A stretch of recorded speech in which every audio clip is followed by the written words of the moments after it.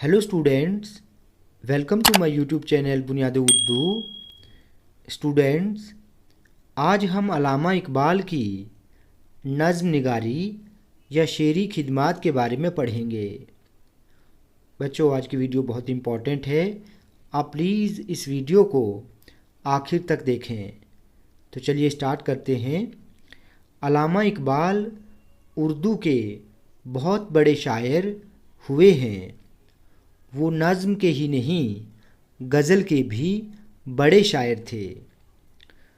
उन्होंने एक तरफ नज़्म को नया जीना अता किया तो दूसरी तरफ गज़ल भी उनके यहाँ एक नए और ताज़ा उसलूब के साथ जलवागर है। यहाँ पर जीना का मतलब है वसीला, जिसको हम ज़रिया भी कहते हैं। उसलूब का मतलब है नया अंदाज़ बयान। इकबाल की इब्तदाई नज़मों में हुब्बुल वतनी और कौमियत का जज्बा भरपूर नज़र आता है। हुब्बुल वतनी का मतलब है अपने वतन से मोहब्बत। ठीक है। हिंदुस्तान के मुख्तलिफ़ हसीन मनाजिर नज़ारों को कहते हैं। हिंदुस्तान के मुख्तलिफ़ हसीन मनाजिर, दरिया, पहाड़, फूल, पत्ते उन्हें बहुत मुतासिर करते हैं। तराना-ए हिंदी, नया शिवाला उनकी हुब्बे वतन की नज़में हैं। इकबाल ने बच्चों के लिए बहुत सी नज़में लिखी हैं, जैसे एक पहाड़ और गिलहरी, एक मकड़ी और मक्खी, बच्चे की दुआ, हमदर्दी, माँ का ख्वाब वगैरह। उनकी नज़मों में हिंदू मुस्लिम इतिहाद और आपसी मेल मिलाप की तबलीग मिलती है। तबलीग तलकीन को कहते हैं, जिसका मतलब है नसीहत या किसी को सबक सिखाना।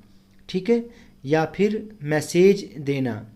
वो अपनी नज़मों में फ़लसफ़ा, मज़हब, सियासत और मुआशरत जैसे मौज़ूआत पर इजहार ख़याल करते हैं।